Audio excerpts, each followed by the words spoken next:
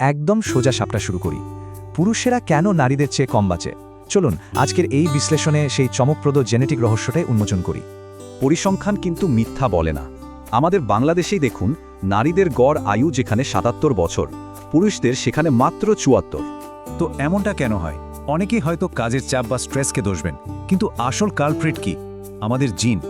ক্রোমোজোমের দিকে তাকালে দেখব নারীদের আছে দুটি শক্তিশালী এক্স ক্রোমোজোম, আর পুরুষদের একটি এক্স আর ছোট্ট একটি ওয়াই ক্রোমোজোম। ওয়াই ক্রোমোজোম এতটাই ছোট যে একসময় ভাবা হতো লিঙ্গ নির্ধারণ ছাড়া এর বোধহয় আর কোনো কাজই নেই। আসল টুইস্ট হলো অ্যামলোয়ি প্রক্রিয়া।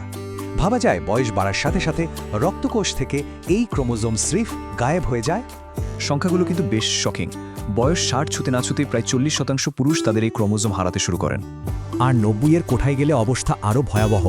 তখন এই জেনেটিক বিশ্বাসঘাতকতার শিকার হন প্রায় ৫৭% পুরুষ। ক্রোমোজোম হারানো মোটেও সাধারণ ব্যাপার নয়। এর ফলে ক্যান্সার, হার্ট অ্যাট্যাক আর মারাত্মক সংক্রমণের ঝুঁকি বহুগুণ বেড়ে যায়। জানলে অবাক হবেন, আলঝেইমার রোগীদের মস্তিষ্কে ওয়াই ক্রোমোজোমবিহীন কোষের সংখ্যা সাধারণ মানুষের চেয়ে প্রায় ১০ গুণ বেশি। এখানেই আসে সবচেয়ে বড় প্রশ্নটা, অসুস্থতার কারণে কি ক্রোমোজোম হারায়, নাকি ক্রোমোজোম হারানোর জন্যই মানুষ এমন মারাত্মক অসুস্থ হয়? ইঁদুরের উপর করা গবেষণায় বিজ্ঞানীরা নিশ্চিত হয়েছেন এই ওয়াই ক্রোমোজোম হারানোই মূলত দ্রুত বার্ধক্য এবং হার্ট দুর্বল হওয়ার মূল কারণ।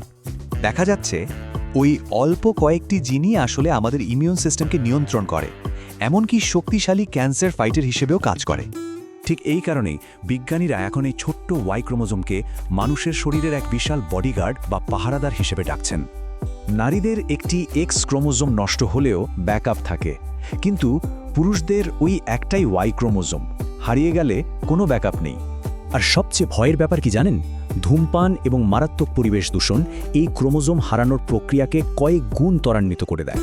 বিজ্ঞানীরা এখন এই হারিয়ে যাওয়া ডিএনএ ম্যাপিং করছেন, যেন ভবিষ্যতে পুরুষদের আয়ু বাড়াতে কার্যকর ওষুধ তৈরি করা যায়। তবে ওষুধ আসার আগ পর্যন্ত ধূমপান ছেড়ে দেওয়া আর স্বাস্থ্যকর জীবনযাপন করাই হতে পারে আমাদের সবচেয়ে বড় হাতিয়ার। তাই সবশেষে একটা প্রশ্ন থেকেই যায়, আমাদের দৈনন্দিন অভ্যাসগুলো কি এই গুরুত্বপূর্ণ জেনেটিক বডিগার্ডকে রক্ষা করছে, নাকি নীরবে ধ্বংস করছে?